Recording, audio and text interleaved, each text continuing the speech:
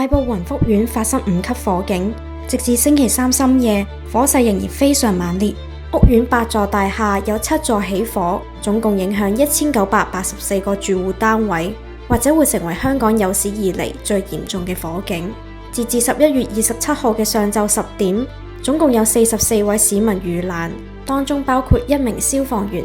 而暫時失聯嘅人士有270位，62位送院，16位危殆，24位嚴重。由現場人士拍出嚟嘅影片，我哋可以睇到雲昌閣啱啱起火嗰一刻，火勢由大廈嘅外牆棚架開始迅速蔓延。本台獨家聯絡到一位雲新閣住戶，我哋請事主講返當時嘅情況。我係住雲新閣嘅，火燭嘅時候我啱啱好唔喺屋企，咁啱有 friend 碌緊 Flash， 跟住就見到話雲福苑起火。打開窗點睇就見到雲福苑好多濃煙啦，再過多半分鐘突然間有一堆火光，跟住我係即刻打咗俾屋企人嘅，好彩我嘅屋企人全部都唔喺屋企，但係屋企人見到咁大火，我哋都翻唔到去，睇唔到咩事啦，但係淨係知道好大火，依家 book 到酒店可以住住先。睇新聞都見到啲火就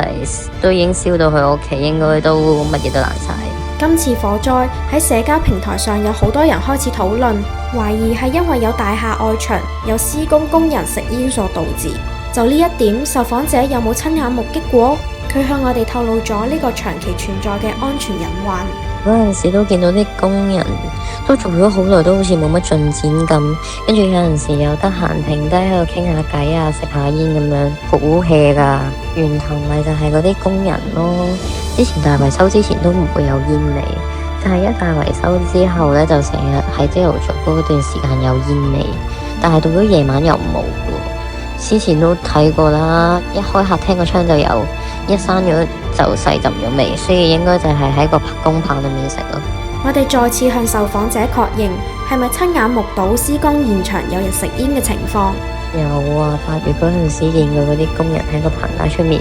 好淡煙味，我仲見到佢攞住支煙添。之前有一次又喺呢棚我見到勁大個嗰啲煙頭啊，就掉咗落地下。好耐之前就有呢個問題，都有其他住戶已經反映過，然後管理處都淨係話好似有口頭警告，同埋喺屋企樓下貼咗張公告，就話工友如果喺施工現場食煙就會唔知罰款咁樣咯。